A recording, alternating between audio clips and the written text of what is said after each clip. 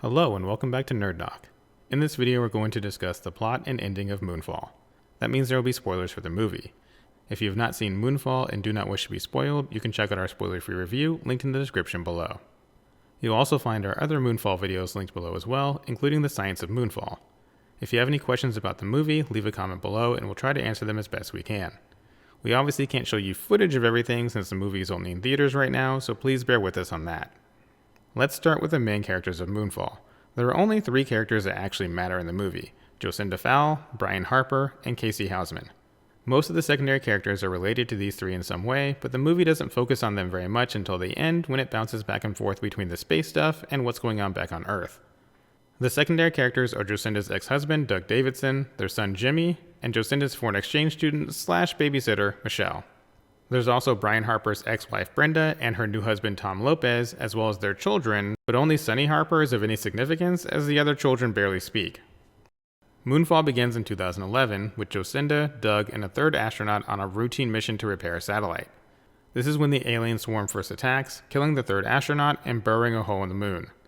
Jocinda is knocked out before she sees the aliens, and Doug is left taking the fall for the incident, with the aliens' existence being covered up by NASA. Fast forward to present day, and Casey Houseman, a megastructurist, that's his actual title, discovers that the moon is out of orbit. When he tries to tell people what he found, people just think he's crazy. We'll actually cover this more in our Science of Moonfall video, but a megastructurist is basically someone who studies hypothetical Dyson spheres and giant alien structures across the universe. In short, Casey thinks the moon is one of these alien-made objects and hollow on the inside. Anyway, NASA figures out what's going on just before Houseman leaks all of this data online.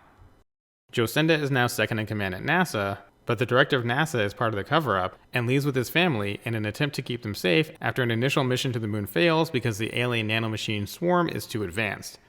The alien swarm is able to detect any energy source that has organic matter inside. Basically, if the alien nanomachine sense an electronic signature in close proximity to an organic life form, they attack. That means any machine with a human inside, like a spacecraft. Once detected, the alien nanomachines on the moon immediately attack.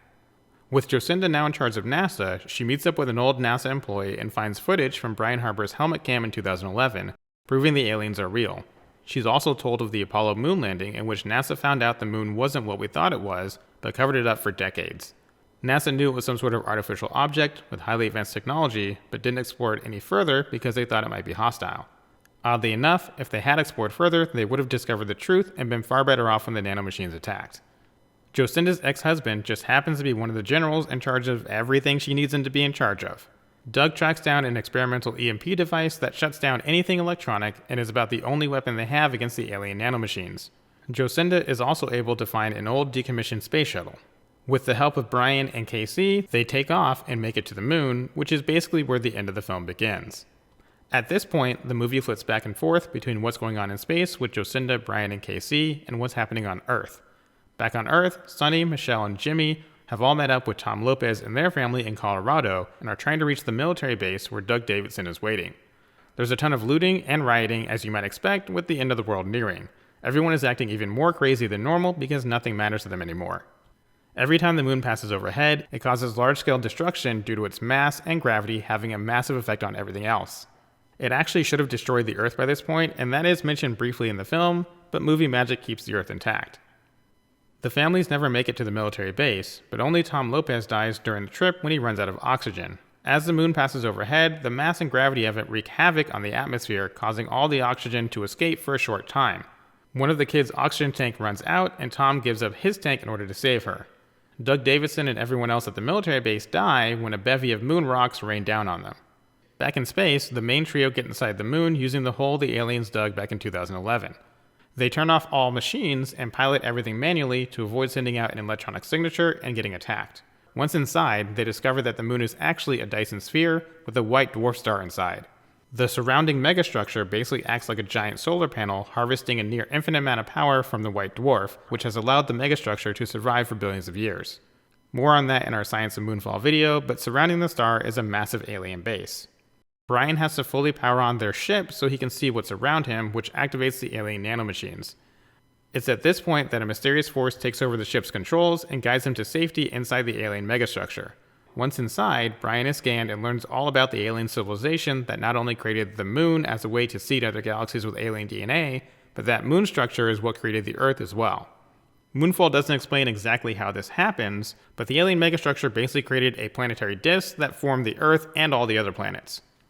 The aliens were originally part of a utopian civilization that had no war and relied on self-learning AI to do everything for them. When the AI eventually became self-aware, it revolted and killed everyone. The aliens sacrificed themselves, leaving their DNA in a bunch of moon-like ships that look kind of like the circular Borg ship from Star Trek First Contact. If the aliens had been inside the moon ships, the AI nanomachines would have detected them and destroyed the ships. So only the alien DNA was inside, along with a construct AI that was not part of the main self-aware AI. The AI nanomachines still got to all the ships except one. That one is our moon, and the nanomachines found it in 2011. It took them over a decade to get past the moon's internal defenses, but once inside, the alien nanomachines covered the white dwarf star, cutting off the megastructure's power supply and causing it to fall out of orbit. Their plan was to destroy the Earth and the moon in one go, wiping out any life that could potentially end their existence. The AI construct in the megastructure helps the trio to safety, fixes and upgrades their ship, boosts the power of the EMP, and tells Brian he'll have to sacrifice himself to save everyone. All this is just the advanced alien technology at work, with no real explanation on how it's done. Our best guess is that they use replicator technology to do all of this, kind of like in Star Trek where they can replicate almost anything in an instant. When the time comes, Casey is the one who ends up sacrificing himself by using the rover attached to their ship which houses the EMP. When the EMP goes off, it takes out the AI nanomachines and kills Casey. Under normal circumstances, an EMP shouldn't kill a human, but the upgrades from the alien construct modified it enough to do more than just send out an electromagnetic pulse. Moonfall doesn't have a post-credit scene, but at the very end of the movie, Casey appears inside the alien construct. It ended up scanning his consciousness before his body was destroyed and tells Casey there's work to be done, hinting at a sequel in which Casey potentially helps to rebuild the alien race. This technically isn't the same Casey from the rest of the film. Even though his consciousness was scanned, it was copied, not transferred. This new digital version of KC is simply a copy of the original, as if you copied an image on your computer. The original still exists, and now you have two images. Only in this instance, the original was destroyed. Casey thinks he's the same person, but in actuality, he is not, although he'll likely never realize this fact. That covers all of the main plot points and ending of Moonfall. If you have any questions, please leave them in the comments below, and don't forget to check out our Science of Moonfall video, also linked below. Thank you for watching. If you enjoyed the video, please don't forget to like, subscribe, and share with someone who loves extinction level events.